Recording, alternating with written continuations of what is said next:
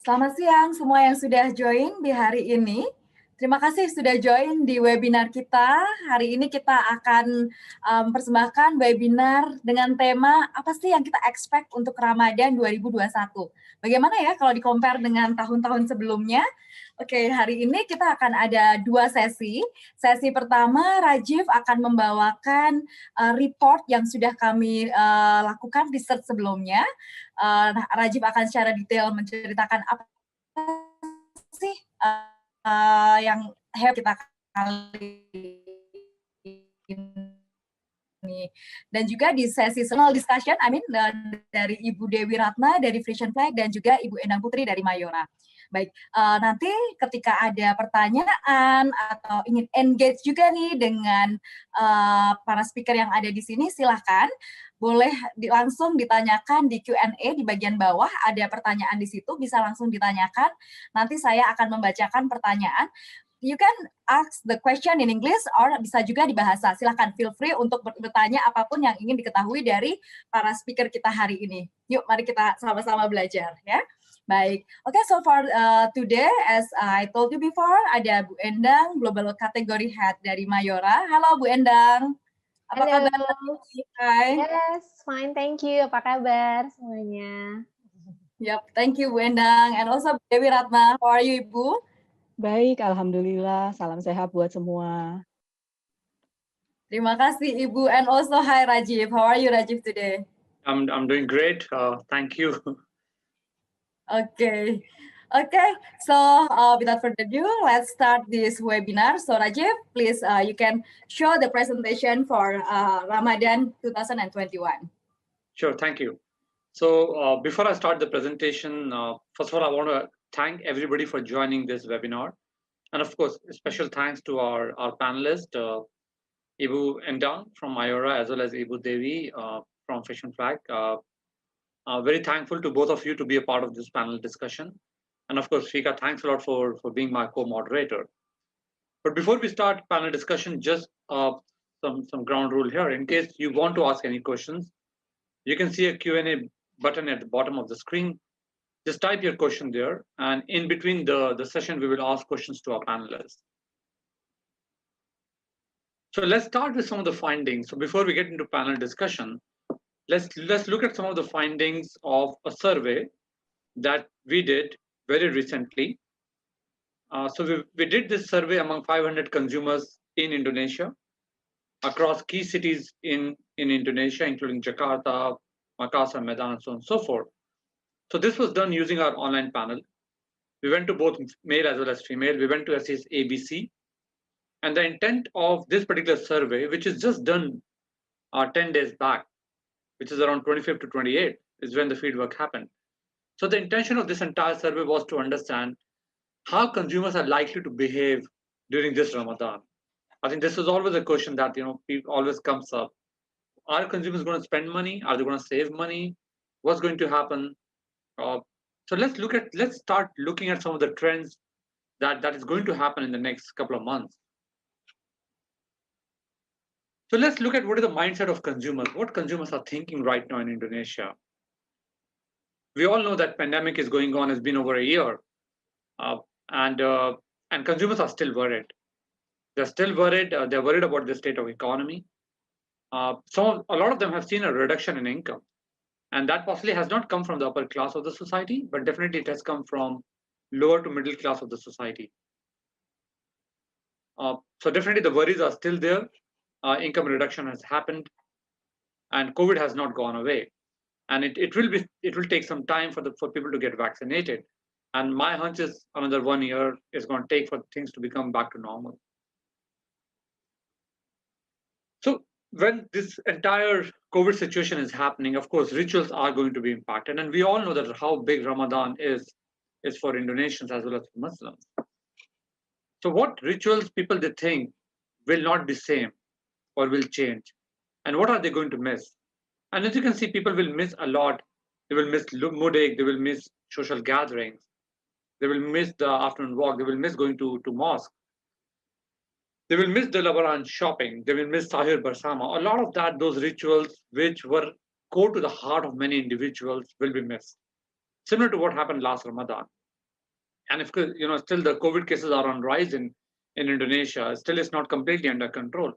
So some of these things are definitely going to get impacted. So what's going to go up during this Ramadan versus non-Ramadan time? So we will expect a lot of consumption of fruit, vegetables, vitamins, and supplements going to go up during this Ramadan. Healthy beverages, immunity boosters, vitamin C, calcium supplements, liquid milk. A lot of this consumption is expected to go up, as well as the traditional Indonesian food. What's going to go down during this Ramadan versus non-Ramadan time? Of course, alcoholic beverages, fries, sugary drinks. So that's going to see a decline. And what you see on the left side is going to see an increase during this Ramadan. And some of those increases are really big. But does this Ramadan impact the consumer wallet? We saw that there's a reduction in income. Is it really going to change the wallet of consumers? Are they going to spend less? Is always a big question. So we ask consumers to think what they spent last year during Ramadan and what they're going to spend this year. So they claim that overall their spend will be more or less similar to last Ramadan. Among upper class, it's slightly going to go up. Among middle class, it will stay almost stable. But among lower class, which is SSC and D, it's going to go down. So overall, the wallet will remain similar to last Ramadan. It's not going to go up. Upper class slightly more, but lower middle class. So if your categories are catering to lower middle class, there will be some impact for sure. So this is in terms of the index versus last year. Which categories are going to see an increase during this Ramadan versus last Ramadan? People just feel that they will do more charity versus last Ramadan. So charity will definitely go up. And nowadays, a lot of charities are also happening online. You don't have to go physically to the places to do charity. Food and beverages, because people are still, a lot of them are stuck at home. Going out of home is still there, but not as much as it used to be. So food and beverages at home is going to go up. Gifting for friends, moodake, outside eating, leisure traveling will definitely go down. These are signs that are going to emerge in the next 1 month. Outdoor activities are going to see a decline in this Ramadan. Hang out, suhoor on the road, because if people are not going out, of course, cosmetic will go down. A lot of that is very much reflected by middle to lower class of the society. So these are things which are going to see a decline this Ramadan. And what is going to happen in comparison to last Ramadan? What's going to go up? Again, the things that we talked about, vitamin and health supplement, internet connection, because everybody's virtually connected nowadays. We are doing these webinars virtually. It used to be always face-to-face in a big gathering. I miss all of that. I'm sure that all of you miss networking, meeting in person.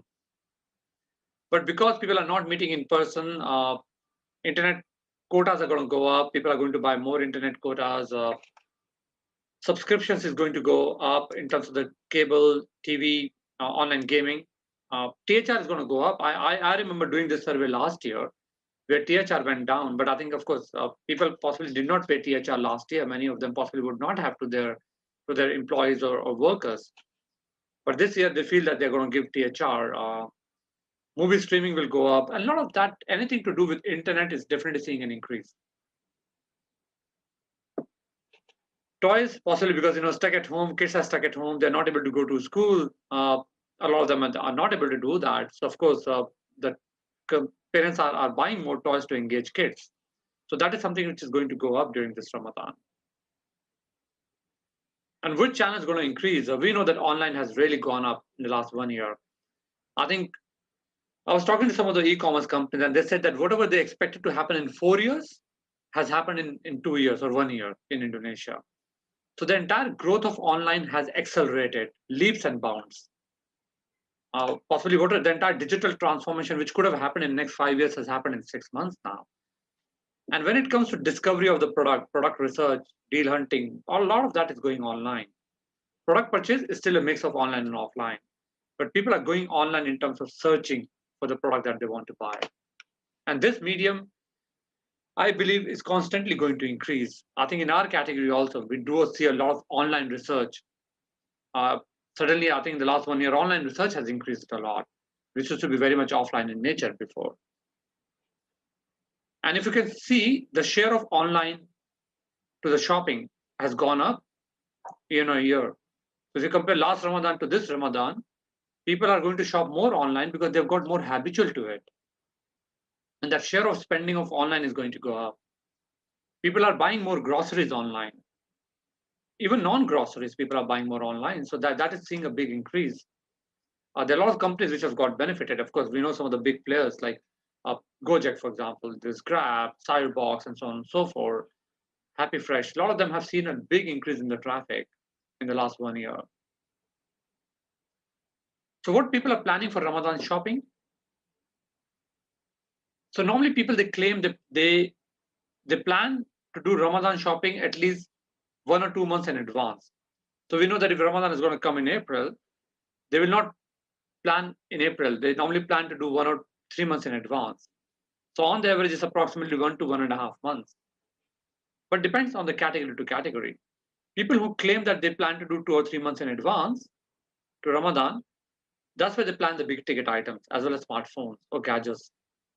All of that planning has happened in January or February. In March, people will start planning for home appliances, kitchen items, food and beverages. 2 weeks before Ramadan, it's all food and beverages. During Ramadan, also clothing. Possibly, but a lot of that clothing might go down this year again, because people are not hanging out. They are not buying too many clothes. How about the traveling during Ramadan? Will people travel? Will they do mudik? Is a big question always. And if they travel, how are they going to travel? So 45% people, they say that they will not travel during this Ramadan. While 38% of them, they say that they will travel. And people who will travel is more skewed to upper class of the society. Also because they have cars with them, they can travel on the road. Lower to middle class, 50% of them, they're saying that they will not travel. So they will be possibly stuck at their hometowns, not do mudik, not do any travels during this time, which I think is a sad feeling to have. I think it's very similar to what happened last year. Hopefully, as we move into 2022, we will all forget about COVID. Of course, some of the scars will be there in the mind, but we'll move on with our journey of life again. And when people, they travel, how they're going to travel? So where they will travel? Most of the travel will be to nearby cities. And mode of the transport will be normally car or taxis or rented cars. So they're followed by flights and bus and trains. Still, I think there's still a scare of COVID. People, they tend to either rent a car or take their own car, or might be along with the families in a rented car is something that we are going to see a lot. So of course, overall, aviation industry is still not going to bounce back anytime soon. It will take some time for the entire aviation industry to bounce back. How about the media behavior during Ramadan? How people are going to behave? Of course, we all know people love sharing pics.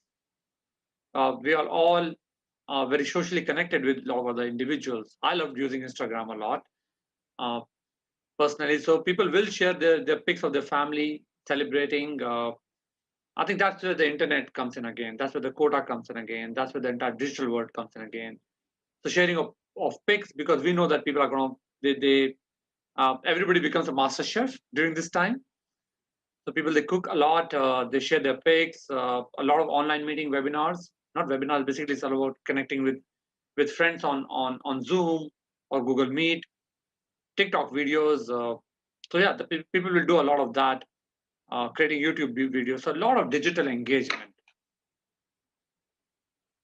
And if you look at the top digital channels, again, YouTube, Insta Live, mobile games, online portal, online news, e-greeting. So a lot of that is going to happen, which is again very digital in nature.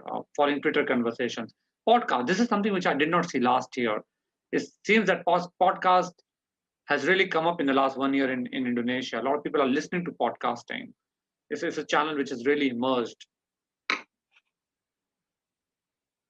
So that is all a summary of our survey. Of course, we are going to distribute this report to all of you. In case you have any questions, feel free to reach out to me or reach out to Fika. So having said that, let's start our panel discussions. Thanks for the patience, Ibu Devi, as well as Endang. So I'm going to ask you some question that, of course, I think all of us want to know the answers of. My first question to both of you, I'll start with Endang. 2020 was a virtual Ramadan. What did we learn? What exactly Mayura learned from that, and you learned, Endang? Yeah. Okay, so thank you. Firstly, thank you, Rajiv, and also Neurosensum team for this opportunity. So just to share a little bit of learning, what we learned from 2020, how is the behavior change. So we noticed that Ramadan and also Eid al-Fitr in 2020 is celebrated in more humble manner compared to previous years. Of course, this is expected due to the pandemic situation. Jadi in general kita bisa lihat juga maybe this is also quite aligned with the finding from previous findings that you mentioned, Rajiv, that in general no new clothes on it. Jadi nggak ada beli baju baru, mereka nggak going out or meeting family friends untuk breakfasting moment. Lalu no mudik, jadi banyak silaturahmi yang dilakukan online, video call, and also they also claim that no open house, not even visiting neighbors. Jadi memang benar-benar mereka melimitkan untuk ketemuan gitu, karena even untuk family members yang close aja mereka mungkin hesitant gitu. Jadi mereka memang nggak open house. Lalu in terms of hampers tentu apalagi food and beverage industry, this festive moment of course we see usually there is like a big jump in terms of the hampers, gimana orang belanja untuk hampers, untuk dikasih ke orang. Dan kita lihat di 2020 ini numbers of hampers itu memang berkurang dari dari yang kita temukan di market, dan juga even though mereka masih memberikan, budget per hampersnya pun berkurang. Jadi itu yang kita lihat juga cukup perubahan yang cukup terjadi di tahun lalu. Lalu untuk orang juga yang masih berniat untuk memberikan hampers, bahkan mereka some of them convert itu dengan sending money gitu, karena menurut mereka lebih dibutuhkan di pandemic situation ini gitu.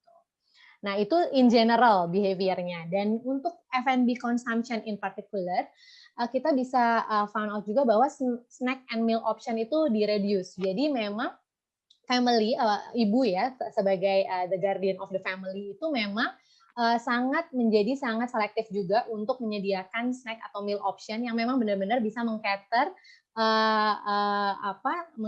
selera dari seluruh anggota keluarga. Jadi mereka akan make sure misalnya tadinya mereka bisa menyediakan mungkin 7-8 option variasi, misalnya variasi makanan. Sekarang mungkin mereka hanya bisa menyediakan 4 atau 3, tapi mereka make sure itu disukai oleh seluruh anggota keluarga.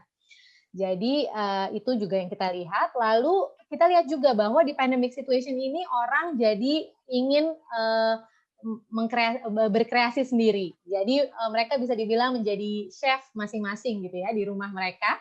Jadi creativity involvement we can see even in non-Ramadan period and also in Ramadan period. Jadi specific in Ramadan period, they prepare creativity in takjil. Jadi misalnya puding, es buah, pai susu, even kita juga tahu sempat ada dalgona coffee atau pizza mie churros. Jadi memang creativity ini terlihat gitu, karena mereka juga melihat mungkin dari sisi mereka bisa berkreasi dan juga mereka jadi nggak jajan seperti itu.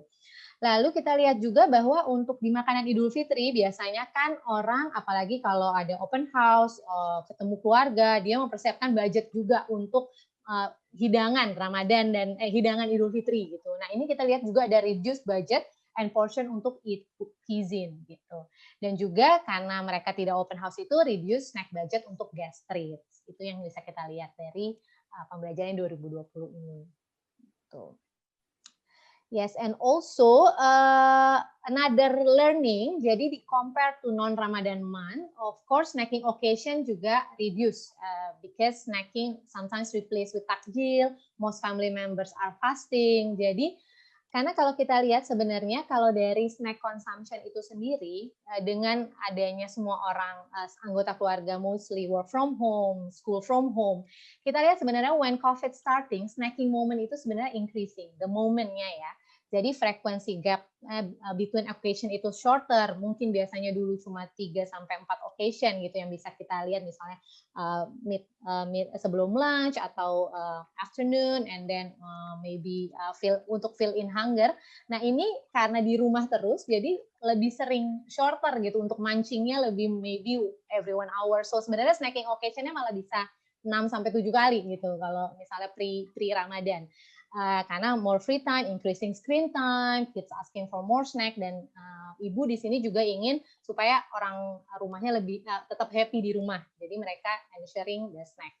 Nah, but this occasion of course slightly reduced during Ramadan karena lebih ke iftar time, after taraweh, atau kalau malam-malam mereka masih playing games, watching TV, atau nunggu pada saat sahur, nunggu imsak moment. Jadi lebih sedikit gitu pastinya. Dan snack ini juga in few household di replace karena moms itu prepare the interesting takjil, maybe the creativity involvement yang tadi saya mention juga.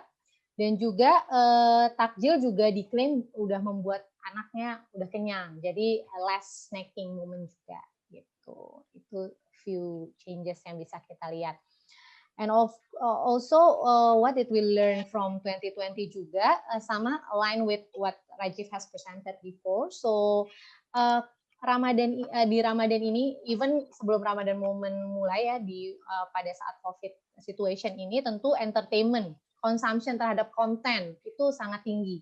Dan spesifik di Ramadan ini, of course spirituality peaks. Jadi orang pasti lebih prepare themselves, prepare their family juga. Jadi expected itu untuk kita lihat bahwa ada increase deeper spirituality. Jadi konten itu mereka searching for religious, even fashion itu mungkin lebih ke trends on hijab. Terus mereka juga tetap consume regularly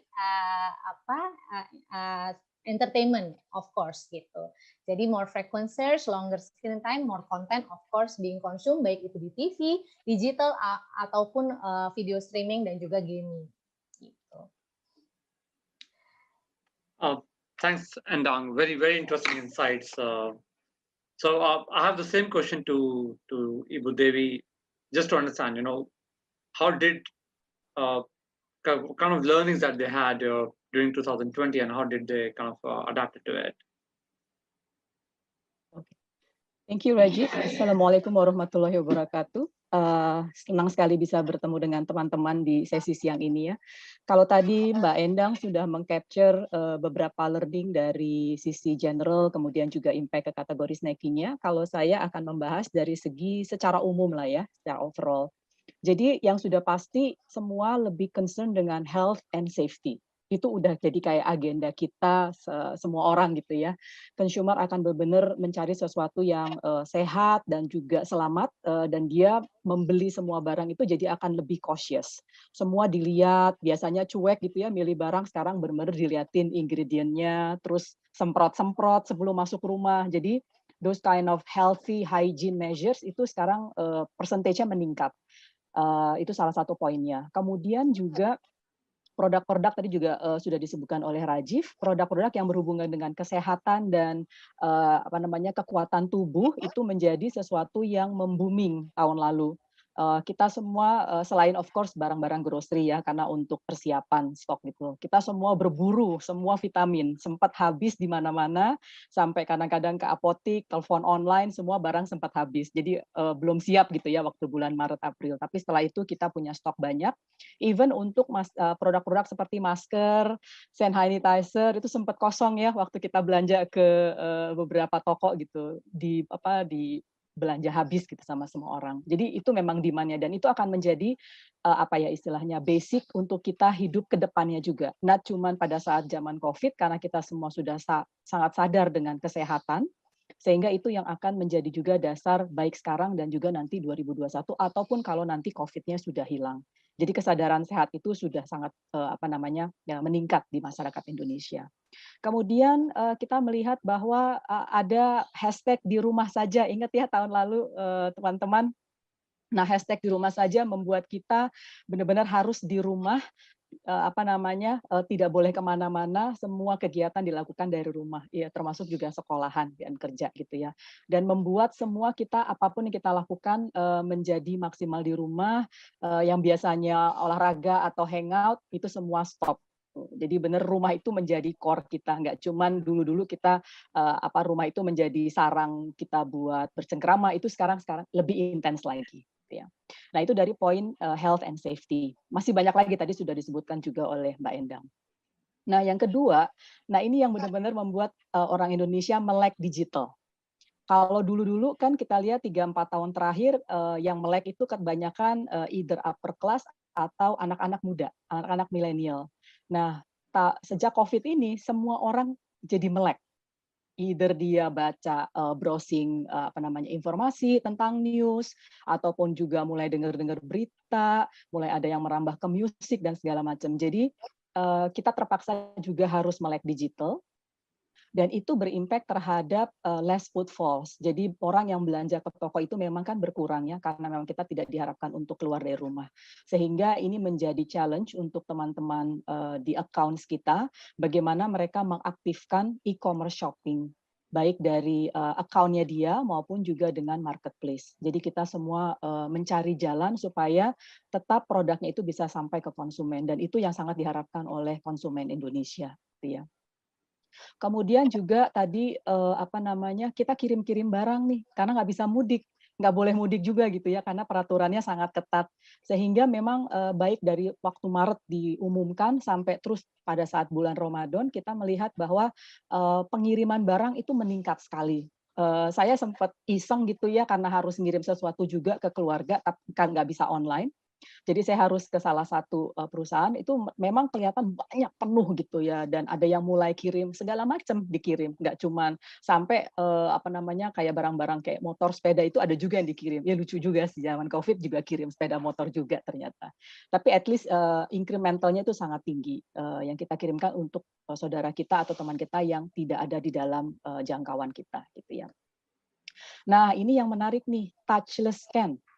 Saya benar-benar juga ngelihat banyak sekali sekarang public area itu yang membuat kita tidak perlu menyentuh, mulai dari parkiran, kemudian juga belanja itu semua cukup dengan mereka prefer tidak perlu pegang uang cash juga gitu. Jadi memang ini akan menjadi sesuatu yang otomatis kalau sudah ada otomatis ke depannya akan tetap diperlakukan gitu ya. Jadi digitalization di Indonesia itu sangat-sangat meningkat sangat cepat. Oke, kemudian bucket ketiga yang besar adalah kembali rumah. Rumah itu menjadi lebih hangat, saya rasa mungkin lebih super hangat ya, di mana bapak, ibu, anak yang sekolahnya tetap online gitu ya, dia harus bagi-bagi coupling. Ada yang di meja bagi dua, atau ada yang ke kamar, atau pokoknya mereka harus cari coupling untuk supaya benar-benar bisa melakukan aktivitas normalnya seperti biasa secara daring. Tapi terus kemudian setelah itu selesai kan mereka nggak ada traveling ya. Biasanya kita kalau di Jakarta kena macet ya, bisa sejam, bisa 2 jam, itu kan memakan waktu lumayan tuh ya. Nah, waktu 2 jam atau 3 jam itu benar-benar akhirnya membuat keluarga ini jadi lebih hangat. Jadi the best nesting time saya bilang within the core family yang ada di rumah itu, gitu ya. Kemudian karena nggak bisa kemana-mana, saya juga memperhatikan banyak sekali kegiatan do your own yang bisa memaksimalkan waktu kita di rumah. Ya mulai dari yang tiba-tiba jadi demen tanaman, jadi koleksi banyak tanaman gitu ya, tanaman tiba-tiba membuming harganya sampai nggak bener gitu menurut saya. Kemudian juga yang suka masak, udek-udek di dapur, bikin masakan, kemudian coba resep baru. Terus karena ada anaknya, jadi akhirnya kegiatan itu jadi family activities gitu. Jadi ada banyak plusnya.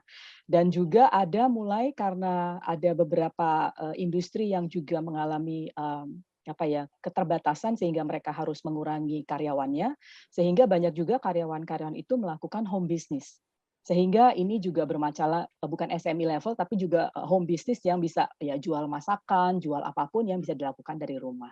Itu salah satu aktivitas yang meningkat juga di tahun 2020.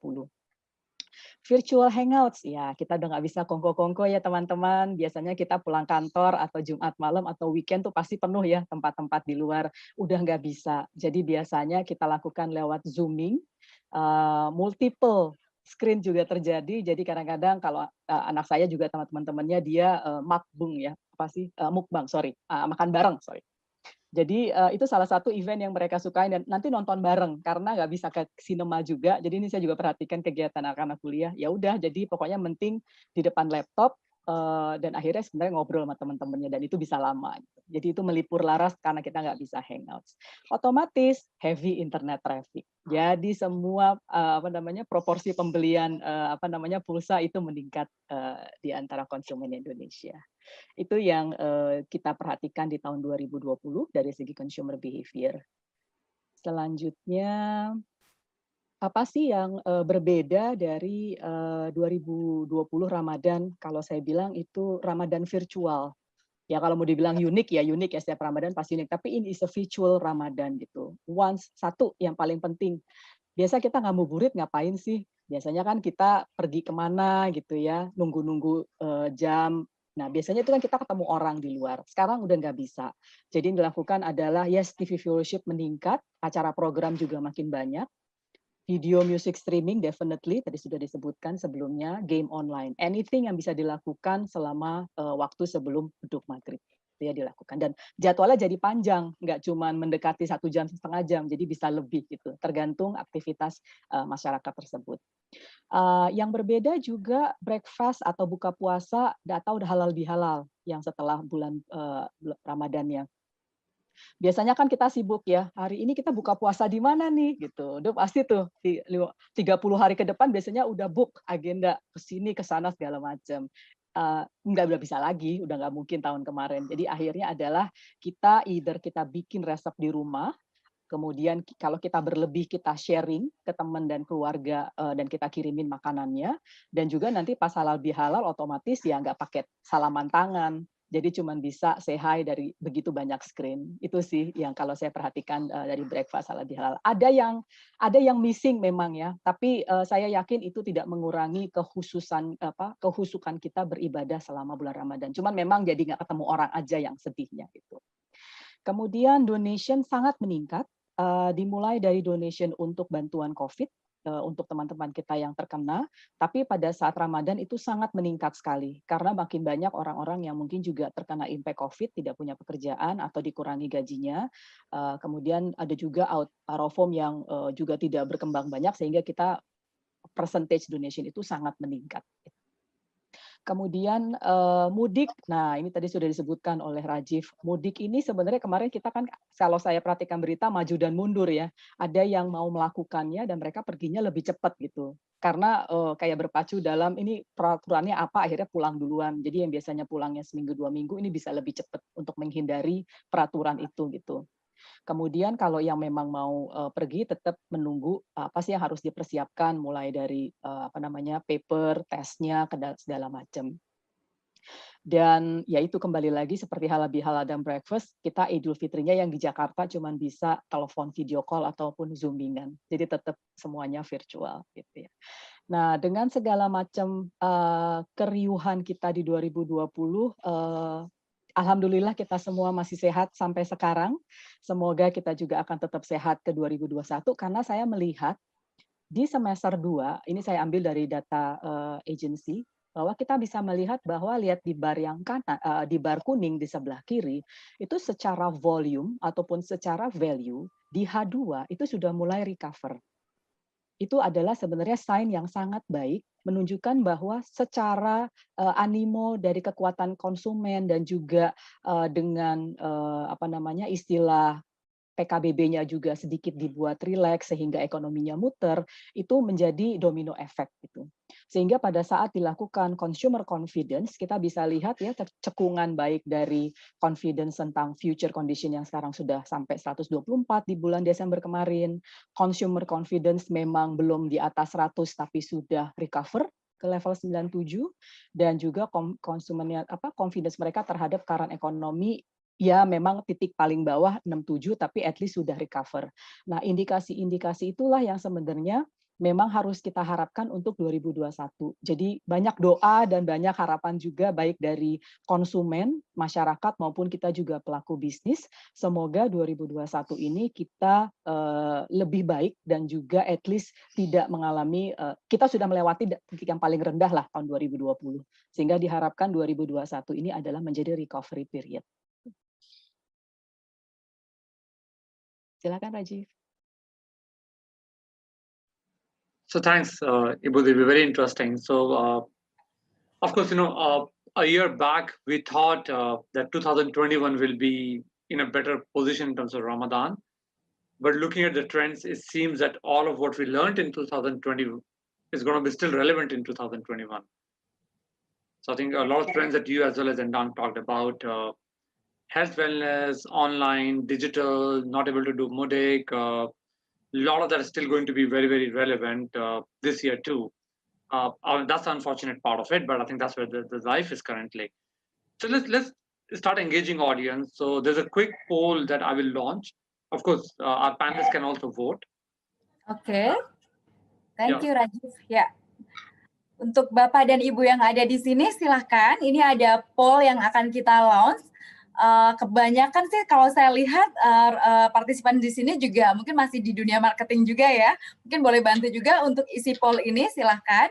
While kita sambil menunggu audiens yang ada di sini untuk fill up the poll, mungkin ini ada banyak sekali nih pertanyaan untuk Bu Dewi and also Bu Endang and also for you Rajiv. There's some question from the audience. Thank you untuk yang sudah bertanya. Silakan kalau ada yang ingin bertanya masih bisa kita tanyakan dulu, tapi sekarang saya akan pilih beberapa pertanyaan yang relate. Oke, ada pertanyaan, ini cukup bagus sekali nih. What is the best marketing channel to reach Indonesian consumer, especially during Ramadan nih? Ada nggak sih Bu, observe, di-compare dengan last year, ada yang perbedaan nggak? Ini mungkin ke Bu Dewi dulu, silakan Bu Dewi. Oke. Kalau dari segi channel, saya rasa tergantung dari target audiensnya siapa. Karena itu balik lagi, coba dilihat dulu media behavior-nya dia apa dulu. Dan dari situ kita bisa lihat, karena kan banyak history, jadi bisa kontak agensinya. Jadi salah satunya misalkan gini, Facebook, YouTube, itu salah satu memang sebagai sumber informasi. Nanti mereka juga bisa lihat podcast dan TikTok, itu juga salah satu yang mereka untuk beberapa target audience ya, itu juga lumayan meningkat gitu. Jadi kalau ditanya yang paling tinggi, kalau saya lihat balik lagi ke target audience. Baik, jadi kembali lagi ya Bu ya, siapa nih target audiensnya? Nah, kalau pengalamannya Mbak Endang, kebanyakan kemana nih Mbak untuk campaign during Ramadan nih? Oke, ya. Pertama, memang kalau misalnya campaign during Ramadan, karena kita tahu di Ramadan ini banyak sekali brand yang melakukan campaign gitu. Jadi pertama, apalagi di company kami banyak sekali kategori produk. Jadi kita lihat dulu juga yang memang benar-benar pada saat relevan dengan konsumen di Ramadan momen ini gitu. Jadi produk-produk yang itu kita lihat juga dari media behavior-nya. Yang pertama, kalau kita tetap melihat reach itu tetap penting. Jadi untuk TV itu usually kita tetap akan pasang gitu. Tapi memang kita lihat juga bahwa digital penetration itu meningkat dengan kondisi sekarang ini. Jadi memang kita juga pasti sudah harus untuk masuk ke digital gitu. Nah, digital masuknya seperti apa, itu balik lagi memang kita harus pintar-pintar nih membuat konten yang exciting dan interesting buat konsumen. Seperti kata Bu Dewi tadi, setiap brand ada target marketnya masing-masing. Misalnya brand kita memang menargetkan misalnya ibu-ibu rumah tangga yang senang misalnya berkreasi resep. Nah, kita bisa juga tuh selain kita memang tetap meng-highlight keunggulan produk kita di TV, di digital pun kita engage mereka misalnya dengan konten-konten resep Pika yang memang benar-benar lebih dekat dan relevan dengan their current situation. Jadi menurut saya integrated marketing tetap dibutuhkan connection dari misalnya TV, even digital gitu. Tapi lebih penting juga kita juga paham konten yang sesuai gitu. Lebih seperti itu juga sih. Baik, terima kasih. Adian, sekarang balik lagi ke digital ya. TikTok, kemudian Clubhouse ini juga sesuatu yang lagi naik daun banget nih Mbak ya. Baik, okay. Before I close the poll, I think that one more question. It's to Rajiv. Okay, Rajiv, one participant is basically asking about your survey, and then the question is actually about the micro insurance, right? Ini dari Pak anonymous ya ini ya. Okay, do you think that actually micro insurance? Why you are not including the micro insurance, Rajiv, in this report? Because is it micro insurance is actually not that happening during this pandemic situation? Yeah, so the focus of this research was very much FMCG categories, which is very much fast-moving consumer goods. I think, of course, we know that they get really big impact during Ramadan. So we wanted the research to be very, very focused, and that's one of the reasons we did not cover other categories like microinsurance or banking and so on and so forth. Okay. Yep. Okay, then saya akan tutup ya. Ini cukup banyak, sudah 90% orang yang mengisi poll ini. Baik, akan saya tutup dan akan saya share. So this is the result, Rajiv. Maybe you can recheck with the audience, with the panelists. Sure. So it's very interesting. So a lot of our audience feels that a consumer will spend more in Ramadan, this Ramadan versus last Ramadan. So I want to ask Ibu Devi, do you agree with this? Do you think consumer will spend more or will they spend the same? Kalau untuk target audiens yang upper, saya lihat mereka masih bisa spend, malah mungkin lebih ya dengan dibandingkan 2020. Yang struggling tuh sebenarnya middle ke bawah, itu yang mereka masih pusing gitu ya dengan kehidupan sehari-harinya. Jadi itu yang menjadi PR sih, terutama kalau produk kita mengarah ke menengah dan terutama ke bawah, itu paling susah gitu. Jadi nanti saya juga sampaikan affordability itu benar-benar menjadi sesuatu yang harus kita perhitungkan gitu ya. Bukan main murah-murahan ya. Murah-murahan itu kan cerita beda itu. Tapi lebih ke sebenarnya kita harus tahu konsumen kita biasanya seberapa kuatnya mereka dan berarti apa yang kita bisa offer itu bisa memenuhi kebutuhannya mereka gitu. Jadi yang biasanya mungkin karena nggak punya duit pakai packaging yang besar gitu ya, berarti kan mungkin sekarang mereka tetap pakai packaging tapi yang agak setengah gitu. Tapi at least tetap harus mereka ada. Mungkin seperti itu kebiasaannya. Thank you. And Dang, what is your opinion? Cukup align dengan Bu Dewi juga. Mungkin karena kita find out juga di masa pandemi ini sebenarnya ada household yang highly impacted, ada yang sebenarnya medium impacted, ada yang sebenarnya nggak terimpact. Nah, mungkin untuk yang tidak terimpact itu we can expect them to spend more karena mungkin mereka juga sudah tahu patternnya bagaimana menghadapi pandemik ini, sudah bisa lebih effectively mengatur dan allocate everything di Ramadan 2021. Tapi saya rasa kalau my personal opinion mungkin di majority of people mungkin akan spend still the same gitu ya. Jadi karena dia pintar-pintarnya mereka untuk mengalokasi dari bucket yang ini ke bucket yang ini. Jadi in terms of prioritization sekarang gitu. Tapi kalau saya bilang karena mungkin nggak semua orang tidak terimpact ya, banyak juga yang highly impacted, jadi memang mungkin the same atau pintar-pintarnya mereka mengalokasikan seperti itu. Baik. Sure, thanks. So let's move to our section number 2. Thanks for everybody for answering to the poll. So the section number 2 is, of course, we all learned what happened in 2020 from our panelists. So what I want to learn right now is that how did you adapt in 2020? I'm sure that it would have been a shock to you, right? I mean, you possibly would not have geared up for a virtual Ramadan and suddenly things were pretty tough. So what all did you learn in 2020? So I'll possibly again start with Ibu and Dang. Okay.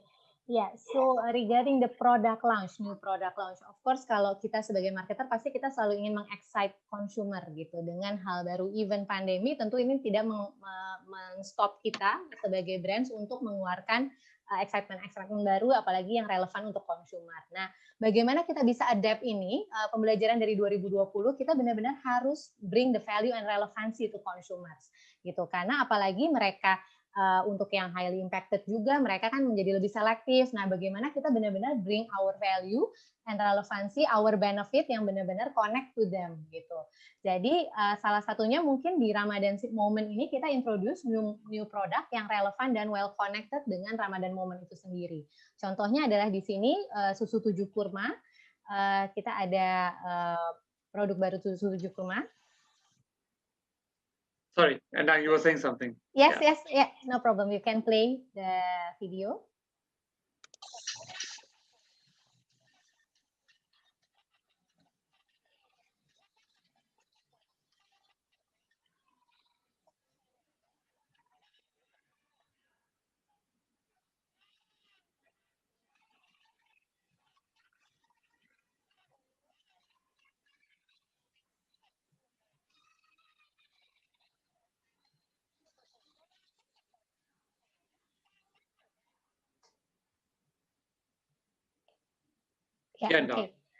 Oke. So jadi intinya kita bisa connect dengan konsumen itu dengan mengeluarkan produk-produk yang juga sangat relevan dengan mereka. Jadi seperti susu 7 kurma dan juga ada energen kurma di sini. Jadi bagaimana kita meng-highlight the goodness of kurma itu dan sangat memang relevan sekali dengan Ramadan konteks. Nah, di energen ini kita juga komunikasikan bahwa ini sebelum imsak minum energen kurma. Jadi memang kita meng-highlight benefitnya juga dan juga meng-highlight occasion. Jadi untuk merimain mereka, oke, ini adalah bisa dilakukan, bisa dikonsumsi sebelum imsak. Misalnya apalagi kalau misalnya mereka buru-buru nggak sempat sahur, itu kan juga something consumer insight yang juga nyata adanya gitu ya. Itu bisa relevan dengan energen kurma can fill you up. Jadi dia bisa tetap full dan berenergi saat menjalankan puasa. Dan ini kita lakukan di TVC dan juga kita touch point lain kita highlight keunggulan dari manfaat yang dari produk kita ini. Oke.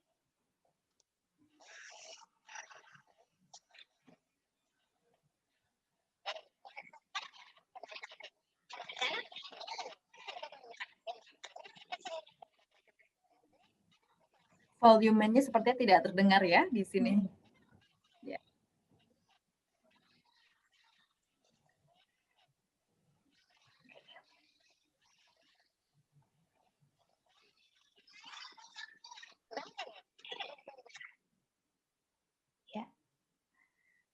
Oke, jadi itu contohnya dan another learning dan juga implementasi yang kita lakukan bahwa bagaimana di 2020 ini home itu kan core ya, center.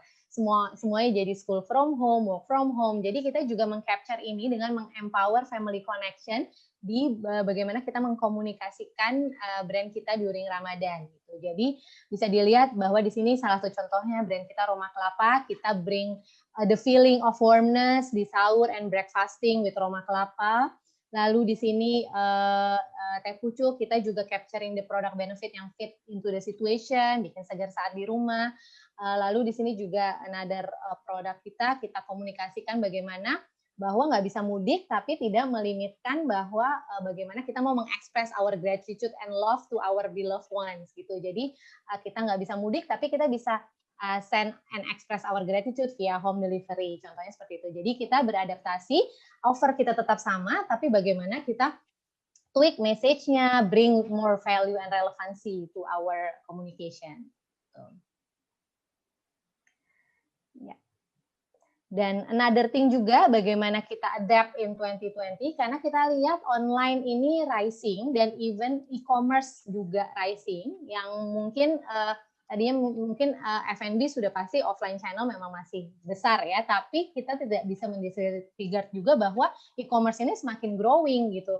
People go to e-commerce, mereka pengen safety-nya juga karena e-commerce ini mereka nggak harus keluar rumah dan juga mereka pengen compare harga, mereka pengen cari the most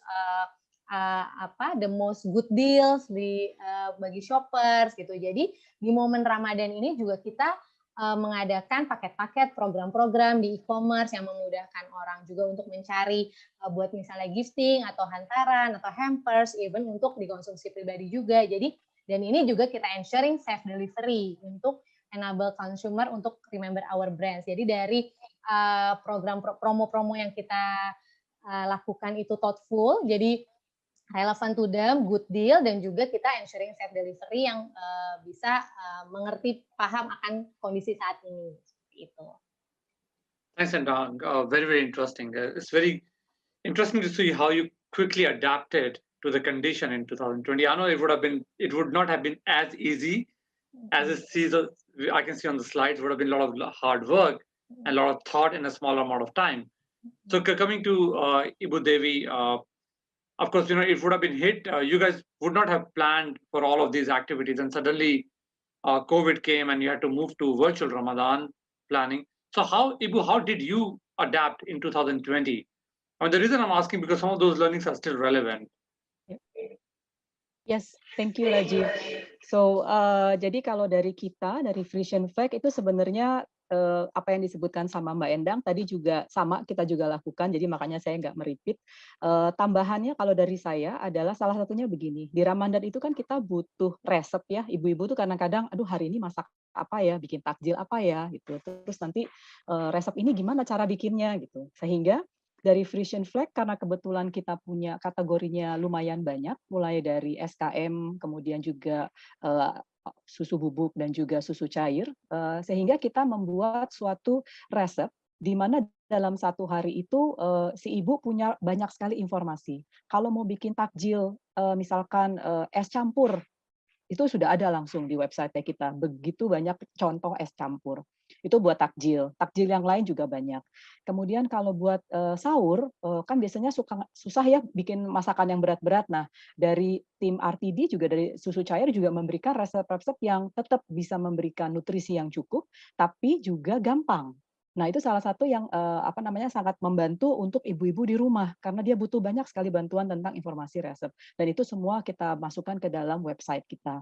Kita bantu dengan beberapa media channel supaya memberikan reminder kepada konsumen-konsumennya kita. Kalau kita udah ke konsumen, otomatis juga tadi sudah disebutkan karena nggak boleh kemana-mana, sehingga ini adalah salah satu service yang kita buat spesifik hanya karena COVID, itu adalah yang home delivery. Jadi kita punya nomor WhatsApp sendiri, kemudian juga tergantung dari daerahnya, nanti di align ke distributor dekat, langsung dikirim. Itu sangat membantu sekali, karena biasanya kan kita beli, terus kita antar sendiri ya, karena nggak bisa kemana-mana, home delivery ini sangat membantu. Dan karena kita punya kombinasi produk mulai dari SKM sampai even susu pertumbuhan, sehingga si ibu tinggal pesan, oke saya mau pesan segini buat kakak saya, buat tante saya, buat saudara saya gitu. Jadi itu sangat gampang dan sudah langsung di-pack dengan rapi dan langsung diantar ke alamat yang bersangkutan. Jadi itu sangat memudahkan. Dan pembayaran seperti biasa online. Jadi tinggal taruh di WhatsApp, mau pesan apa, langsung kemudian dia bayar, habis itu besoknya udah sampai di rumah yang dituju. Jadi itu sangat ngebantu sekali. Ini yang terbaru juga. Dan otomatis kita tahu bahwa banyak teman-teman kita yang menjadi di garda depan, yang juga berjuang tiap hari membantu para pasien COVID gitu ya. Sehingga salah satu campaign yang kita lakukan adalah kita melakukan donasi di luar memang kita mensumbangkan produknya kita. Selain itu kita mengajak konsumen. Jadi setiap konsumen membeli satu produknya Frisian Flag, kita juga akan menyumbangkan untuk hal yang sama. Jadi kita sama-sama memberikan donasi gitu. Jadi kayak tadi saya di depan di awal sebutkan, memang donasi jiwa sosial, jiwa memberi itu sekarang sangat tinggi sekali untuk Indonesia, sehingga pada saat ini kita juga memberikan channel untuk mereka saling berbagi. Itu adalah contoh-contoh yang kita lakukan untuk mengadapt Ramadan kita di 2020. Thank you, Ibu. Very, very interesting insights. Thanks a lot, Ibu Endang and Ibu Devi. So I'm going to get into our poll number 2, just to engage the audience again, as well as, of course, our panelists can vote here. So, Fika, shall I launch this or you're launching it? Yeah, all right. Here you go. Baik. Silakan untuk poll kedua ini, silakan diisi lagi ya. Nah, sambil menunggu untuk mengisi poll, banyak sekali nih pertanyaan yang cukup menarik ya dari teman-teman di sini. Terima kasih yang sudah memberikan pertanyaannya. Oke, ini ada pertanyaan relate tentang produk nih, Bu. Did you introduce any specific product yang fokusnya nih ke kesehatan, Bu? If yes, bagaimana sih performing this pandemi? Kayaknya semua produk apapun itu sekarang larinya ke arah kesehatan gitu ya, karena mungkin itu yang sedang dicari. Nah, kalau di Mayora sendiri gimana nih, Mbak Endang? Ya, kalau untuk kesehatan kita memang untuk produk-produk yang memang ada nutrition benefit ya. Contohnya misalnya produk kita yang terbuat dari whole wheat gitu untuk filling. So kita pastinya meng-highlight RTB itu, winning point itu di komunikasi kita. Jadi selain meng-highlight tentang unsur sehatnya, of course kita dari food and beverage pasti deliciousness-nya gitu. Jadi bagaimana bisa tetap sehat tapi dimiliki delicious juga gitu dan disukai semua anggota keluarga. Dan juga selain mengkomunikasikan dari benefit produknya, tentu kita juga harus mengkomunikasikan dengan cara yang relevan. Misalnya konteks apa sih yang lagi banyak sekarang gitu. Misalnya in home situation seperti apa sih. Jadi kita coba meng-capture itu semua. Jadi selain benefitnya yang pastinya kita komunikasikan ke mereka, deliciousness-nya dan juga relevan occasion-nya. Gitu. Itu trennya orang Indonesia ini memang harus delicious ya, emang harus enak ya. Sehat apapun tapi harus enak gitu. Oke. Ya, silakan bagi yang belum mengisi vote, silakan diisi untuk vote-nya dan juga kalau ada pertanyaan untuk audiens di sini silakan ya bisa langsung ditanyakan lagi. Nah, kalau Bu Dewi gimana nih Bu? Kalau sebenarnya udah kalau di image ya Vision Pack ini susu-susu udah pasti sehat gitu ya, tapi ada nggak produk lain yang di launch during the pandemi gitu Bu? Iya, kalau kita memang tidak ada, terutama kalau dari consumer dairy yang kita lakukan belum ada yang besar karena kita melihat bahwa kita lebih mau fokusnya untuk ensure produk ini kita deliver dan juga bisa memenuhi kebutuhan. Kita juga sudah punya portfolio yang lumayan lengkap gitu ya. Di luar hal itu sebenarnya selain memang Frisian Flag adalah perusahaan susu, jadi memang sehat ya udah ke situ konotasinya benar ya Vika. Kita juga selalu mengingatkan, sehat, ya? Betul. Nah kita selalu mengingatkan kepada konsumen kita. Gaya hidup sehatnya juga harus diperhatikan, balance makanannya juga harus tetap diperhatikan, biar di rumah tidak boleh diem, jadi tetap harus mencari kegiatan, misalkan olahraga, kalaupun biasanya bisa lari atau bisa keluar itu sebenarnya kalau ada tangga atau nempel ke dinding 1 menit aja itu udah lumayan gitu. Jadi memang harus dibarengi dengan asupan yang cukup dan juga gaya hidup yang sehat. Baik, terima kasih Bu Dewi. Baik, oke. Terima kasih untuk yang sudah vote juga di sini. Oke, saya akan akhiri ya untuk poll kali ini. Oke, saya akan launch untuk hasilnya. Wait, sebentar. Oke, here you go, Rajiv, for the result. So it's very interesting, when I was framing this question, I thought people will say that consumers will move back to offline shopping after COVID ends. But it's very interesting. It seems that last 1 year, possibly it has become our habit to shop online. Might be we get better discounts online than offline. Might be we will do window shopping offline and still go back to online in terms of buying the products because online gives us more better value proposition. But it's very interesting to see that 60% of you still think people will do online shopping over offline shopping. And I want to ask again our panelists, what is their view on this? Ibu Devi, do you agree with this? I know it's a difficult thing to forecast, but what is your point of view? Kalau dari saya, karena saya melihat program vaksin ini lumayan masif ya, sudah dilakukan mulai sekarang nih lansia udah hampir banyak yang sudah terdaftar, kemudian BUMN juga sudah mulai sangat aktif, sehingga kan secara jumlah orang-orang yang mendapatkan vaksin ini meningkat gitu ya. Dan hopefully kita habis itu menyusul ya di semester 2 ini gitu. Nah, kemudian juga saya melihat optimisme dari dari government untuk mensupport prinsip kesehatan dan juga tetap menjaga prokes. Kalau dari saya terus terang kebalik malah. Jadi sebenarnya offline shopping ini sudah akan recover dan akan meningkat gitu. Kalau dari saya ya, saya melihatnya ke depan. Karena saya cukup optimis Ramadan ini walaupun memang online tetap ada, tapi offline store itu tetap akan kembali dipenuhi. Kita jadi akan tetap kembali belanja. Cuma jangan lupa bawa kantong plastik sendiri ya, karena udah nggak disediain. Itu mungkin yang remind-nya buat konsumennya kita sih. Thank you, Ibu Dewi. Ibu Endang, what is your opinion?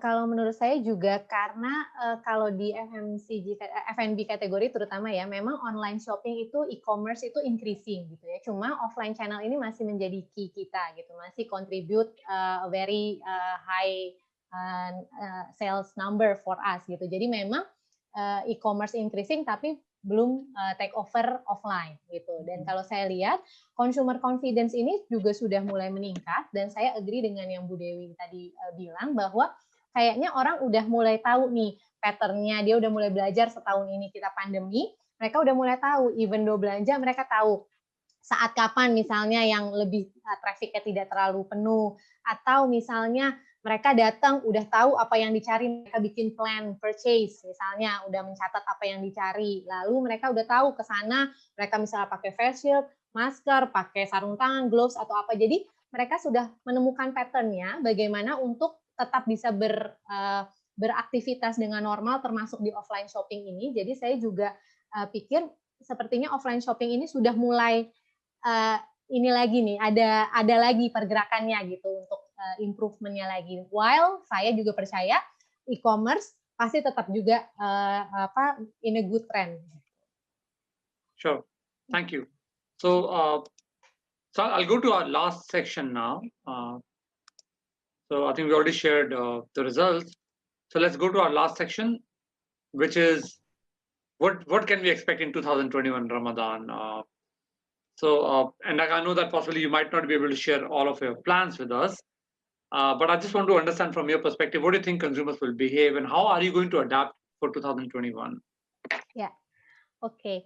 So for 2021, actually walaupun kita tahu ini akan still be celebrated in maybe a more humble manner, tapi sebenarnya di Ramadan itu semua orang tetap akan punya pola di mana yang apa aja yang mereka lakukan di pre-Ramadan, di Ramadan momennya, dan di post-Ramadan. Jadi itu tetap ada, bagaimana cara kita marketer untuk adapt aja di situasi itu. Dan bagaimana di situasi sekarang ini, brand itu bisa memberikan value yang lebih lagi dengan menavigasi konsumen di setiap momen tersebut. Pre-Ramadan, post, kita bisa menavigasi, membuat hidup mereka lebih mudah. Kayak contohnya seperti pre-Ramadan, kita tahu pre-Ramadan orang biasanya cari-cari apa, mungkin cari inspirasi resep dan lain-lain, kita hadir dengan resep tadi gitu. Nah, terus di Ramadan momennya konten-konten seperti apa yang orang cari. Nah, kita fill up mereka dengan itu. Post Ramadan bagaimana mereka men-celebrate dengan online silaturahmi. Nah, itu yang harus kita pahami. Jadi di sini mungkin ada beberapa hal. Yang pertama, emang understand our target market behave during each stage tadi yang sudah saya bilang, pre-Ramadan, Ramadan, post-Ramadan, dan bagaimana kita bisa stay relevan. Jadi cara kita untuk stay relevan itu kita, of course sebagai brand kita harus tetap inspiring. Jadi inspire mereka bagaimana untuk celebrate each stage of Ramadan moment itu dengan wholeheartedly, walaupun berbeda dari tahun-tahun sebelumnya. Dan juga kita dari brand juga pastinya kita harus tetap create excitement. Kita bisa create excitement dengan offering-offering baru kita, atau even offering yang dulu tapi kita bagaimana communicate dengan cara yang baru gitu. Dan juga entertain consumer, terus bagaimana kita memberikan assurance mereka misalnya dengan cara tadi home delivery dan lain-lain, kita mengerti mereka gitu, memberikan assurance dan menggain their trust gitu. Dan juga bagaimana kita delight them with offers baik offline, e-commerce, promo-promo Ramadan. Jadi itu yang pertama, kita harus understand our target market dan juga harus connect with them thoughtfully. Lalu kita juga understand bagaimana mereka seek the information, entertainment, by what they need. Kita mengerti journey mereka. Kita tahu bahwa mereka screen time nambah, nggak hanya TV, konsum digital content juga nambah. Instagram mereka lihat KOL. Nah, kita bisa engage tuh misalnya dengan KOL, kita konten-konten yang misalnya nggak terlalu panjang tapi meaningful, mungkin karena ada pertimbangan kuota misalnya untuk beberapa orang. Nah, hal seperti itu yang kita harus pahami dan kita harus adjust our marketing plan dan bagaimana kita how to reach the consumer. Lalu kita solidify strategi itu. Jadi kita gimana mensolidify-nya, kita harus benar-benar make sure bahwa brand message dan value kita itu bisa get across them. Jadi kita bisa mengkonekkan brand offer dengan apa yang dibutuhkan konsumen, terutama di saat seperti ini gitu. Jadi dengan adanya seamless connection, orang lihat oke, relevan value-nya untuk mereka, they will consider us gitu. Kita akan masuk ke dalam set of consideration mereka.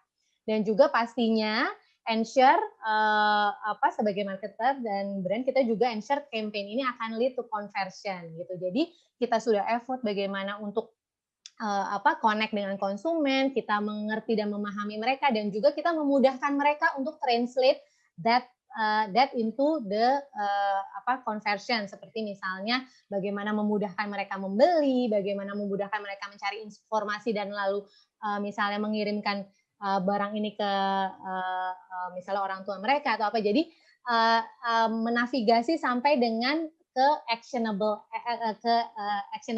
things untuk consumer gitu. Thank you, Anna. Very interesting. Ibu Dewi, I've got a similar question to you. What can we expect for consumers to behave in 2021 during Ramadan, and what will be your strategy moving forward in terms of connecting with them? Ya, kalau dari saya melihat Ramadan dan juga tentunya 2021, karena kita kan nggak cuma Ramadan ya, along the year kita mau dapat 2021 yang cukup sukses gitu ya. Kita melihat health obsess masih tetap ada di sana. Baik, jadi mulai dari pemilihan makanan, kemudian juga cara mereka untuk kosmetik itu, terutama kita kan cuma ngomongin FMCG atau food and beverage. Untuk teman-teman di industri di luar food and beverage juga health itu tetap menjadi salah satu yang mereka perhatikan. Jadi walaupun di rumah, dan saya merasa nanti ke depan itu adalah sebenarnya kita nggak cuma di rumah sih. Mudah-mudahan dengan segala macam vaksin ini sebenarnya jendela kita untuk tidak di rumah saja sepertinya akan terbuka gitu ya, sehingga dengan badan yang sehat dan penampilan yang segar itu akan menjadikan sesuatu yang lebih baik di Ramadan 2021. Jadi health ini jangan cuma dilihat sebagai makanan, tapi juga cara mereka menjaga diri, merawat diri itu juga termasuk ke dalam definisi health gitu ya. Karena health dan cantik itu adalah sebenarnya kan seperti mata uang gitu ya. Oke, itu poin 1 buat 2021 Ramadan. Yang kedua adalah istilahnya sekarang digital. Jadi kita datang, ataupun kita nggak perlu ke sana, tapi kita bisa melihat apa yang terjadi di misalkan dalam suatu toko. Atau kalau misalkan kita, kalau anak-anak sekarang di sekolah daring kan mereka ada field trip virtual ya, dari rumah tapi terus kayak pergi ke suatu taman kemana gitu. Nah itu juga salah satu adalah digital. Itu akan menjadi suatu behavior di new normal. Itu bisa terjadi di Ramadan 2021 ataupun setelah Ramadan. Nah, ini adalah pentingnya di mana brand harus hadir di screen-nya konsumen. Itu yang paling penting. Makanya tadi kalau kita tahu konsumen kita behavior-nya kemana saja, dan itu kita harus ada di sana sebagai marketer atau brand. Itu. Dan ini sangat penting karena apapun yang dilakukan itu mereka akan benar-benar yang di tangannya mereka yang dia lihat. Sambil dari situ mereka akan bertanya dengan teman-teman, tapi apa yang dia lihat di tangan itu sebagai salah satu informasi duluan. Jadi awareness dan consideration datang dari tangannya mereka. Jadi hadir di mana mereka nggak perlu pergi ke rumah, kemanapun, tapi ada di dalam screen-nya mereka. Kemudian kalau saya turun ke kanan bawah, kita harapkan of course GDP harus naik. GDP kita kemarin Q4 itu minus, aduh ini sedih sekali. Walaupun kita jauh lebih baik dibandingkan negara-negara di luar, Eropa itu semua minusnya tinggi sekali. Jadi Indonesia ini alhamdulillah bersyukur kita tidak separah luar negeri, tapi tetap harus naik. Karena kalau tidak naik itu bisa parah ke semua instansi gitu. Jadi saya juga dengar dana-dana pembangunan sekarang sudah mulai turun, sehingga mungkin itu juga membuka purchase power konsumen. Itu salah satu indikasi bahwa makanya di Desember 2020 kemarin recovery-nya sudah membaik dan hopefully Q1, Q2 ini juga lebih membaik lagi. Jadi Ramadan kita akan lebih khusyuk walaupun memang ada pandemik yang masih ada di sekeliling kita. Satu kata saya ingin juga ingatkan adalah affordable. Affordable ini jangan diartikan sebagai murah-murahan. Karena kalau murah-murahan kita perang harga ujungnya. Nanti at the end of the day kita nggak jual barang, tapi kita jual sesuatu yang very tipis karena udah marginnya tipis gitu ya. Jadi affordable itu tolong diartikan sebagai sesuatu yang worth it memang dibeli oleh konsumen. Karena memang untuk konsumen tertentu adalah kadang-kadang dia mendapatkan value. Kenapa makanya dia bisa beli lebih sedikit, lebih mahal, karena dia dapat extra value. Itu yang harus kita juga tekankan, terutama untuk upper class kita. Nah, kalau memang target audience kita adalah middle ke bawah, berarti kita bisa bermain dengan ada diskon, tapi kemudian juga dilihat kebutuhan dia seperti apa. Jadi juga jangan didorong dengan packaging besar, tapi sebenarnya nggak punya duit gitu ya. Jadi balik lagi ke reality speaking-nya. COVID, aduh kita harapkan sekali ini kasusnya menurun ya. Mudah-mudahan kalau soalnya dari tahun 2020 setiap ada libur atau long weekend itu biasanya naik kasusnya. Nah, itu kita harapkan tidak terjadi karena sudah banyak yang vaksin dan juga sudah sama-sama menjaga prokes. Itu karena soalnya kalau COVID-nya turun GDP-nya naik, semuanya recovering itu. Itu saling berhubungan. Jadi itu kita sama-sama jaga. Dan juga dari tim brand juga kita sama-sama membangun komunikasi kepada audiens kita untuk mengingatkan tentang bahwa COVID itu nyata dan memang menyeramkan, jadi nggak boleh dianggap enteng. Gitu ya. Safety definitely itu tadi saya sebutkan sebagai sesuatu yang the other side of the coin-nya healthy, jadi dipertahankan oleh konsumen. Dan saya melihat kenapa saya lihat kasih gambar orang duduk tapi terpisah-pisah, itu karena memang prokes masih tetap ada. Cuman saya melihat di Ramadan ini sudah mulai apa ya istilahnya. Kalau 2020 kita benar-benar zooming, kalau 2021 sepertinya virtualnya bisa pindah ke outdoor, cuman pakai prokes gitu ya. Jadi ini teman-teman yang nanti di Out of Home itu sebenarnya potensinya siap-siap dengan menu yang menarik, environment, jaga kesehatan, itu biasanya nanti akan menjadi tempat yang dituju oleh konsumen. Jadi akan ada sedikit kongko-kongko atau bukber dengan prokes yang kuat di tahun 2021. Kemudian saya menampilkan peta Indonesia. Kenapa? Karena saya masih melihat bahwa liburan juga akan menjadi salah satu yang menjadi tujuan agenda untuk yang mungkin bukan Muslim, tapi mereka nggak mau keluar negeri. Karena kalau keluar negeri itu kan sebenarnya banyak sekali peraturannya ya, mulai dari harus PCR, swab, kemudian juga pakai karantina, nanti pulang karantina lagi, at the end of the day akhirnya nggak liburan kan, liburannya di karantina hotel gitu. Sehingga makanya banyak sekali nanti destinasi di lokal Indonesia yang akan menjadi salah satu arahan holiday people untuk pada saat Ramadan. Tapi juga Rajesh sudah menyebutkan mereka lebih banyak pakai mobil atau kendaraan pribadi, itu akan menjadi salah confirm juga gitu. Jadi untuk teman-teman marketing atau brand yang memang bisa menempatkan komunikasinya atau physical availability-nya di tempat-tempat tourism, itu mungkin bisa mulai dari sekarang mulai memikirkan caranya. Dan untuk financial institution juga kan untuk payment terms, kemudian juga cicilan dan segala macam itu juga bisa mulai memikirkan cara yang supaya lebih efisien. Karena ini pasti mulai kebuka kok 2021 Ramadan ini. Thank you, Ibu. Very, very interesting theme. So, yeah, I mean, I learned a new term today. Phygital is a new normal. Very interesting. So I think I agree with a lot of points that you mentioned. Let's get into a quick poll with the audience and see what they feel. So, Fika, do you want to launch the poll?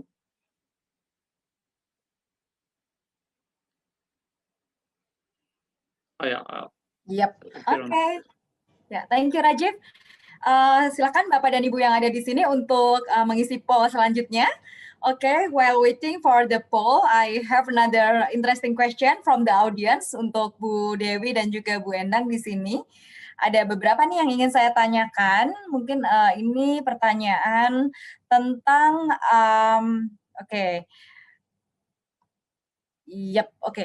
dari siapa nih? Dari Ibu Lina ya. Oke, what has changed most in your consumer research plan nih Bu? Jadi ini ngomongin research nih. Ini akan saya tanyakan dua pertanyaan yang relate dengan research nih ya setelah ini ya. Apa nih Bu, ada nggak sih yang tadinya nggak pernah dilakukan nih relate dengan research, kemudian karena pandemi ini kebutuhan research untuk understanding behavior dari marketnya berubah? Apakah ada mungkin dari Ibu Dewi terlebih dahulu? Oke, terima kasih Vika. Nah, kalau research plan sebenarnya ada beberapa yang harus kita adjust memang, karena satu, research agency-nya juga nggak bisa kirim orang banyak-banyak kan ke konsumen gitu. Jadi pada saat kita mau melakukan sesuatu yang, misalkan mau behavior atau apapun segala macam, U&A, itu udah susah tuh. tahun 2020. Saya nggak tahu nih 2021, mudah-mudahan apakah bisa kita mengunjungi konsumen dan bertanya-tanya ya. Karena saya kangen sebenarnya market visit. Saya kangen ketemu konsumen dan ngobrol gitu ya. Consumer immersion itu saya kangen sekali. Karena dari situ biasanya kita belajar banyak.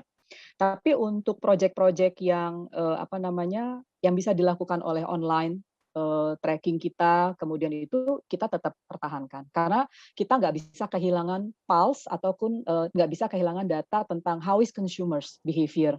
Itu penting sekali gitu. Jadi kalau kita menutup mata juga nggak bisa, jadi tetap kita perhatikan, tapi yang bisa dilakukan melalui prokes ataupun lewat online, itu kita tetap pertahankan. Kalau dari Mbak Endang sendiri, makasih Ibu Dewi. Kalau dari Mbak Endang, gimana nih Mbak? Adakah perubahan dari sisi consumer research-nya during this pandemic? Ya, yang pasti kalau tadinya kita witness kayak FGD atau apa langsung, sekarang pasti Zoom ya. Jadi online research itu sudah common sekali di masa sekarang ini, dan juga even kita mau mengetes produk tes atau banyak limitation juga kan produk tes sekarang kalau mau mengetes ada certain ininya gitu. Jadi kita nggak bisa blind test dan lain-lain. Jadi adaptasi seperti itu yang harus kita lakukan gitu. Tapi pastinya kita tetap mencoba memahami konsumen, dan juga even beberapa riset yang sebelumnya nggak ada seperti kayak understanding consumer behavior di pandemic situation yang kayak gitu, pastinya kita pengen dapat juga gitu. Jadi kita bisa adakan untuk jadi bekal kita untuk melakukan aktivitas dan plan-plan di brand-brand kita. Gitu. Baik, terima kasih Mbak Endang. Nah, ini kalau tadi temanya tuh sepertinya adalah budget ada, tapi untuk melakukan research-nya nggak mungkin nih. Nah, gitu ya kayaknya kalau tema dari Bu Dewi dan juga dari Mbak Endang nih. Nah, next question dari Mas Ihsan Prakarsa ini adalah, gimana sih kalau misalkan kayaknya budgetnya terbatas nih? Kira-kira ada nggak sih cara another way to get the research? Apakah survei itu bisa dilakukan dengan let's say channel platform untuk discovery atau research by consumer, atau mungkin dengan menggunakan Twitter atau Instagram yang dimiliki oleh channel masing-masing company, atau seperti apa nih the way-nya? Mungkin boleh dibantu Bu Dewi, gimana nih caranya? Ada suggestion nggak? Oke, kalau dana terbatas, biasanya satu, kita lihat apakah kita punya database internal yang bisa kita leverage. Database internal tuh maksudnya kalau kita bikin program segala macam kan suka ada consumers-nya, nomor telepon dan nama segala macam. Nah, kalau kita bisa lakukan itu bisa jadi kita lakukan lewat WhatsApp. Jadi di chatbot itu cepat, itu murah gitu ya, tinggal diproses segala macam. Itu salah satu untuk mengatasinya. Atau sekarang ini kan walaupun dengan online, jadi kita harus prioritas impact terhadap research itu akan menjadikan seperti apa. Bukan berarti maksudnya setiap every penny di second itu harus deliver sales, enggak. Tapi insight yang didapatkan itu bisa memberikan informasi apa terhadap bisnis. Karena kalau memang penting, ya nggak boleh di-cut. Jadi harus dibikin prioritas aja. Itu salah satunya. Kemudian saya rasa mungkin teman-teman dari Neurosensum juga kan mempunyai red card yang sangat istilahnya friendly ya, langsung tembak. Iya, jadi diskusi aja sama ya Vika sama Rajiv gitu. Kebutuhannya apa? Karena kadang-kadang kalau saya perhatikan maunya seperti apa, tapi ternyata setelah diskusi biasanya agensi bisa kasih alternatif yang mungkin lebih efisien sesuai dengan budgetnya klien. Terima kasih Bu Dewi. Jadi salah satu solutionnya adalah dengan menggunakan internal database ya Bu. Maka di FFI sudah menggunakan chatbot juga berarti ya Bu ya? Untuk seperti that's good. Oke, kalau menurut Mbak Endang nih gimana nih untuk membantu Pak Ihsan Prakarsa yang mungkin dari sisi budget ada limitation, atau adakah another way untuk doing research gitu ya? Iya. Ya, yang pastinya mungkin kita kalau misalnya dana terbatas ya align dengan tadi Bu Dewi juga bilang, kadang-kadang kita lihat dulu prioritization-nya juga gitu. Jadi misalnya ada berapa hal yang ingin kita ketahui, misalnya 5 research yang sebenarnya kita pengen ketahui, tapi sebenarnya mungkin 3 lainnya kita misalnya even cari-cari di internet atau cari-cari past data yang pernah kita lakukan in the past gitu, itu kita bisa gitu temukan analisanya. Nah, mungkin yang benar-benar kita butuh banget new insight atau apa misalnya 2 itu. Jadi put priority dulu benar-benar, dan take out dari research itu yang benar-benar actionable dulu dan bring something to the brand gitu.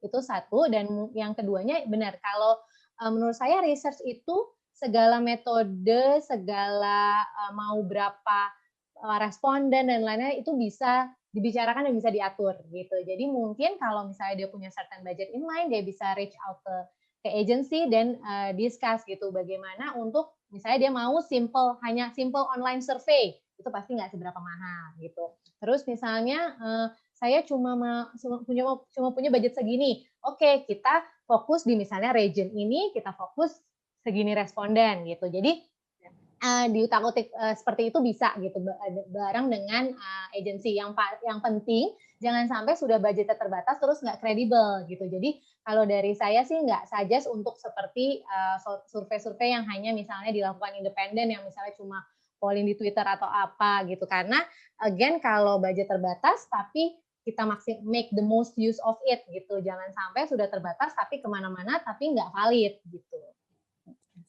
Correct. Terima kasih Mbak Endang. Jadi kayak internal research kayak menggunakan Twitter atau itu sebenarnya bisa dibilang kurang valid ya Bu Endang ya. Now maybe you can help to answer this question Rajiv as you are one of the expert in research basically. Okay. Yeah, sure. What you can help to all the people like for them who have a limitation in terms of budget Rajiv, how they can do their research? See, if you can't go to a research agency, you can use I think nowadays there's some very good survey platforms. You call it a DIY. I think as a consumer also we have got into DIY, right? I mean, Ibu Devi talked about do it yourself or while you're doing, you learn yourself. So I think, for me, it's not about selling here, but, for example, we have got another brand called Survey Sensum.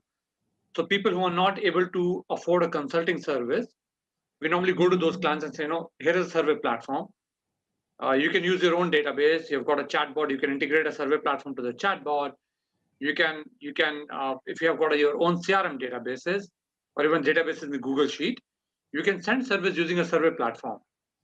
So people can fill the responses. Nowadays, there's an AI algorithm, which is even in Bahasa. The algorithm can help you to analyze the open-ended data. So when you ask question, "Kanapa suka, kanapa tidak suka," you don't have to go to a research agency to help you out. Because these are called NLP algorithms, which are artificial intelligence algorithms. It can read the entire words and give you a live summary. So that to me is also future. Lot of time, we have got 1,000 questions internally, and for every question, we cannot go to a research agency. Of course, whenever we have a budget, people can go to research agencies, but for 90% question, when we don't have an answer and we can't afford a research agency, use the platforms like a survey platform. You can read the local languages. You can integrate that to your website, your CRM systems, your chatbots. Try to use all the digital channels that you have in-house, be it app, be it website, be it CRM systems, whatever database you have internally, start using that. So that is a suggestion moving forward. And I believe, when I look at Singapore, when I look at US markets, that's where the market has evolved. Okay, Rajiv, thank you. Basically, your answer is aligned with what Bu Dewi already done currently, actually. Yeah. Okay, ya, thank you untuk yang sudah mengisi untuk polling kali ini. Saya akan akhiri pollingnya dan berikut adalah hasilnya. So here you go, Rajiv. Thank you. So yeah, so it seems that all of you feel that digital media budget will increase in Ramadan. Just to add an interesting point here, I don't think it's only Ramadan. I think moving forward, of course, we still say TV is important, traditional channel is important, but I think if I have to see 10 years down the line, I believe digital is going to be the key channel. A lot of budgets from conventional channel will move into digital channel. Ibu Devi, what is your thought on this? Yes, agree, Rajiv. Maybe the proportions will change, but in terms of the contributions, TV will remain the biggest one. Karena itu menjadi penetrasi yang paling besar yang kita sedang tuju secara offline. Tapi the importance and the usage of digital, karena terutama dengan zaman COVID dan even dengan post-COVID ini, digital ini juga akan lebih meningkat itu. Jadi saya nggak heran kalau nanti budgetnya dengan sesuai polling ini, persentasenya mungkin ya, bukan persentasenya meningkat, secara absolut ya pasti meningkat. Tapi memang itu benar, saya setuju. Okay. And Doug, do you also agree with this point of view, or you have got Yes. some different point of view? Yes, I also agree. So menurut saya memang contribution mungkin digital media belum yang paling besar, tapi increasing itu pasti. Pasti orang berusaha adapt, baik itu bagaimana mengiklankan di digital media, bagaimana konten, dan even engage KOL, tapi pasti akan increasing. Thank you.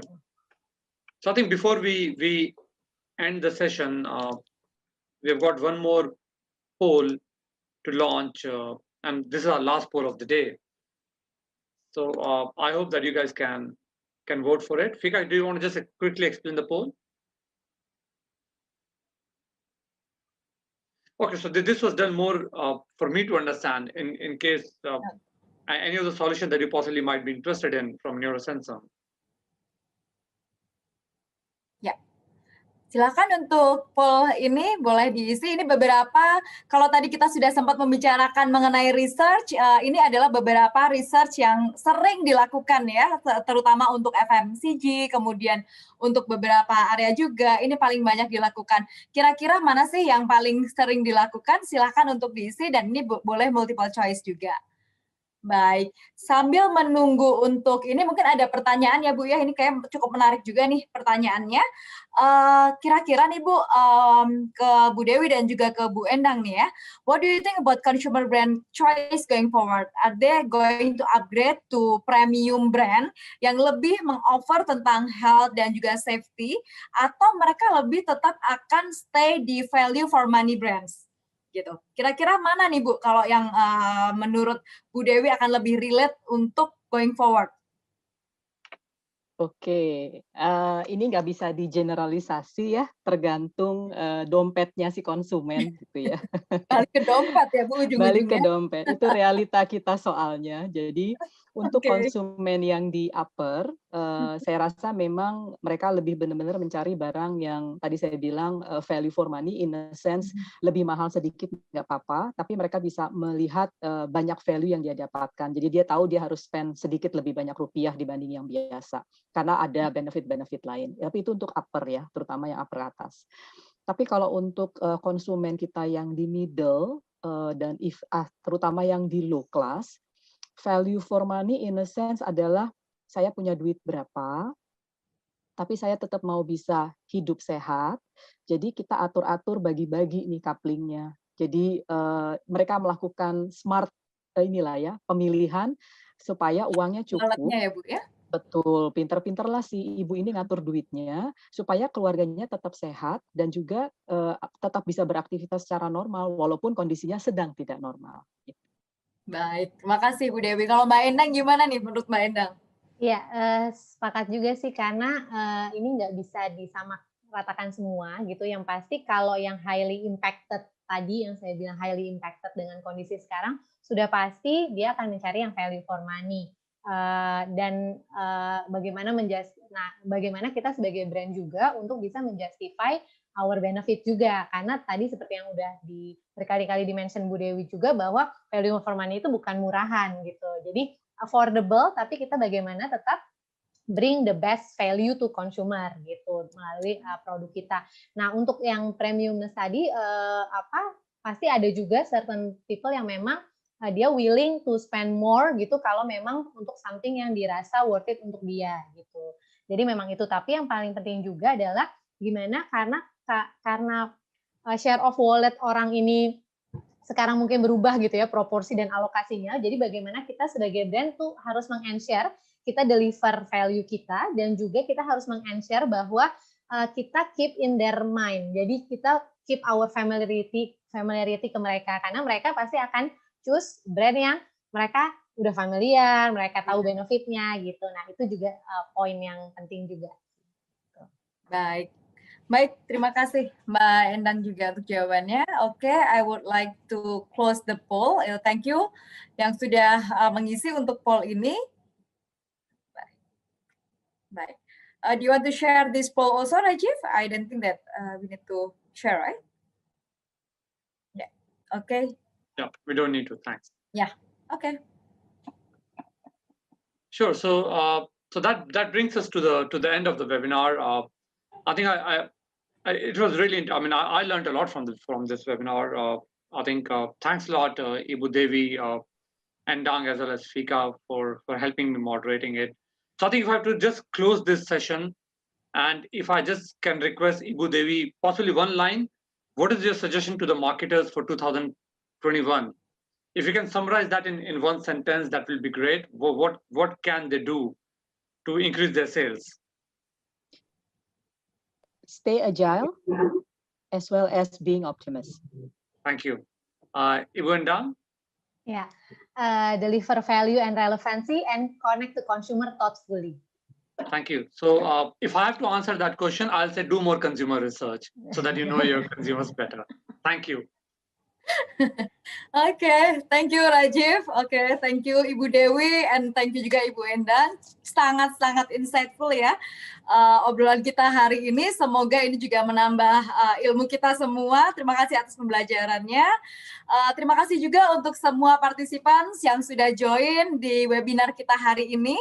Nantikan webinar selanjutnya. Saya dapat banyak banget ini input, terutama untuk beberapa kategori yang lain. So Rajiv, I got some input like, Fika, can you please create something like this for specific for healthcare? And then Fika, can you please create something like this specific for banking? I got some input during this webinar. For sure, untuk partisipan yang saat ini mungkin temanya masih belum relate, seperti contohnya kosmetik gitu ya. We will have a series of webinars. Setelah ini mungkin kita bulan selanjutnya kita akan ada juga setiap bulan, hampir setiap bulan kita akan ada webinar. So please wait for another kategori as well. So thank you. Mohon maaf kalau ada kesalahan kata-kata baik yang sengaja maupun tidak disengaja. Terima kasih sudah join dalam webinar kali ini. Untuk yang tertarik untuk tahu lebih lanjut mengenai research tadi, silakan bisa menghubungi saya di fika@neurosensum.com. Terima kasih Rajiv, Bu Dewi, dan juga Bu Endang juga. Sama-sama. Thank you. Terima kasih semuanya. Everyone for joining. Thanks our panelists. Thank you. Thank you. I really appreciate it. Ya. Thank you, Bye. Rajiv. Thank you, Fika. Thank you, Bye, Rajiv Endang. and Fika. Bye-bye, Bu Bye. Dewi. Thank you.